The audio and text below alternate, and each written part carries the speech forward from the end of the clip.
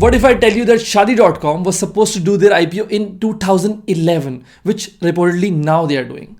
And this IPO became the reason of the biggest legal trouble that Anupam Mittal is facing.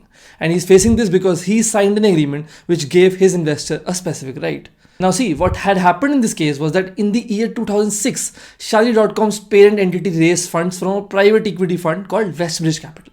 And then this company and Westbridge got into a shareholders agreement, which clearly provided that the company was supposed to give an exit to Westbridge either through an IPO or by a buyback within 5 years. And if it does not happen, which eventually did not happen, so as a consequence of it, Westbridge acquired a special right called the drag along right, which in simple terms meant that if Westbridge wanted to sell their shares to a third party, they could also drag along all the minority shareholders, including the founders, that includes Anupam Mittal, to them. And guess what? Westbridge was willing to sell these shares and use their drag along rights to a third party, which was none other than Jeevansathi.com, which was a direct competitor and still is a direct competitor to Shadi.com. And all of this eventually led to a massive legal dispute that was and probably is still being fought in two countries, that is India and Singapore. And if you are a startup founder looking to raise capital, or if you're an investor looking to invest into startups, then one thing that you can learn from this whole fiasco